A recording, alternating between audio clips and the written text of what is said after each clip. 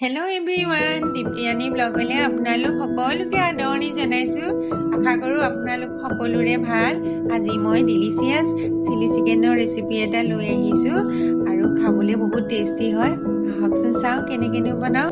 এতিয়া মই chilli chicken বনাবৰ কাৰণে এয়া আধা কেজি চিকেন লৈছোঁ। এতিয়া প্ৰথমতে মই এচামুচমান মিঠাতেল দিছোঁ। এয়া আধা চামুচ জালুক দিছোঁ। চিকেনখিনি আন্দাজমতে এয়া আধা চামুচ নিমখ দিছোঁ। এয়া গাৰ্লিক পেষ্ট লৈছোঁ 1 চামুচ আৰু আধা চামুচ লৈছোঁ আদাৰ পেষ্ট। এতিয়া মই ইয়াতে এটা ডিম ভাঙি দিছোঁ। কৰ্ণফ্লাৱাৰ লৈছোঁ 2 চামুচ আৰু ময়দা লৈছোঁ 1 চামুচ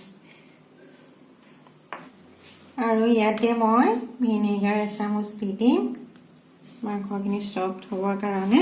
এতিয়া মই ধুনীয়াকৈ এইখিনি হাতেৰে মিলাই ল'ম।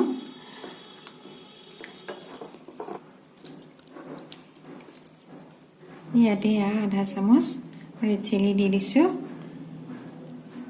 আপোনাৰ ভালদৰে সানি দি পেলাই ধুনীয়াকৈ সানি ল'লোঁ আৰু 20 মিনিটৰ কাৰণে মেৰিনেশ্যন হ'বৰ কাৰণে থৈ দিম। 20 মিনিটৰ পাছত ধুনীয়াকৈ মেৰিনেশ্যন হৈ গ'ল আৰু সেইখিনি সময়তে মই চব্জিখিনিও কাটি ল'লোঁ। চিলি চিকেনত কি চব্জি লাগিব, এটা কেপচিকাম ট্ৰাইংগুলাৰ আকাৰত ধুনীয়াকৈ কাটি লৈছোঁ অকণমান ডাঙৰ চাইজত। এটা মিডিয়াম চাইজৰ পিঁয়াজৰ বাল্বখিনিও ধুনীয়াকৈ এৰুৱাই লৈছোঁ।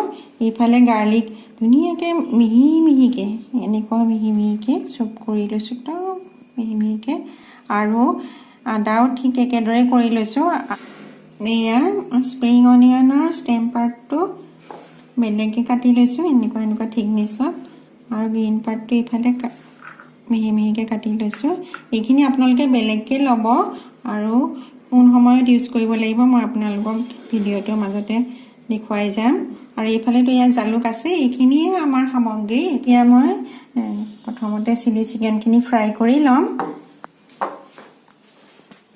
এইফালে গেছ জ্বলাই দিওঁ।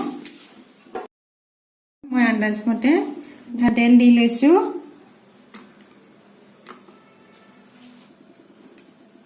তেল গৰম হৈছে আৰু মই এতিয়া চিকেনখিনি ফ্ৰাই কৰি ল'ম।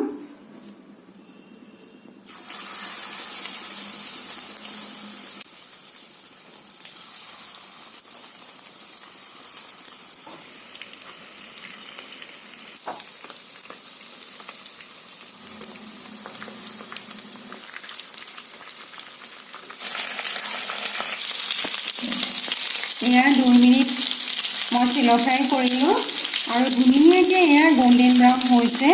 দেখিছে একদম কৰ্ণফ্লাৱাৰ কিমান ধুনীয়াকৈ কটিং হৈ গৈছে। এনেদৰে ভাজিব। এতিয়া মই মাংসখিনি এখন কাঁহীত উলিয়াই ল'ম।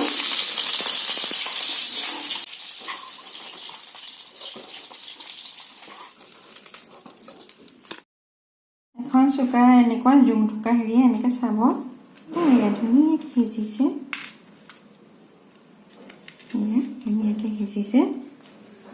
এতিয়া এইখিনি তেলতে স্প্ৰিং অনিয়নৰ ষ্টেম পাৰ্টটো যে মই আপোনালোকক বেলেগকৈ কাটি থ'বলৈ কৈছিলোঁ সেইখিনি মই এতিয়া ইয়াতে দি দিম। জলকীয়া দুটাও দি দিম।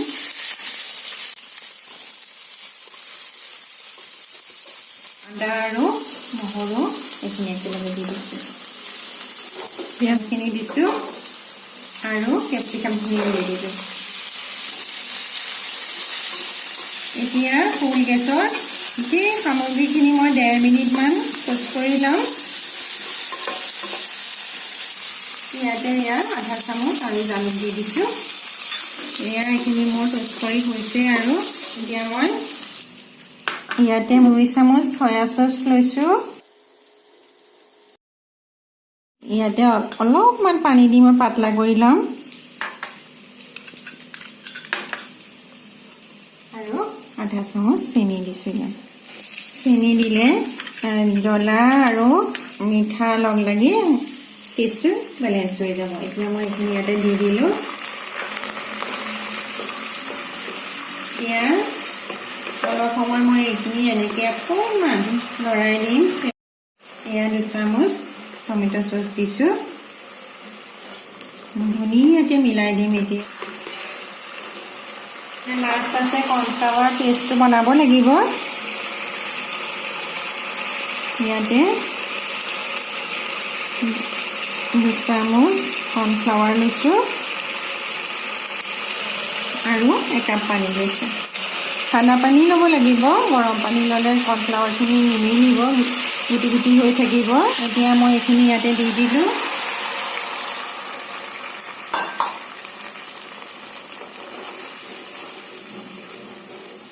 এইখিনি হৈ গৈছে। ইয়াতে মই মাংসখিনি ঢালি দিলোঁ। প্ৰটিনটোৰ লগত মাংসখিনি ধুনীয়াকৈ মিলাই দিম। Tasty tasty chilli chicken ready হৈ গ'ল। আৰু আপোনালোকে মোৰ ইউটিউব চেনেলটো ছাবস্ক্ৰাইব কৰিলেনে? নাই কৰা যদি জল্দি কৰি ল'ব। মই এনেকুৱা টেষ্টি ৰেচিপি আপোনালোকৰ ওচৰলৈ লৈ আহিম। আপোনালোকে চাই নিশ্চয় বহুত ভাল পাব।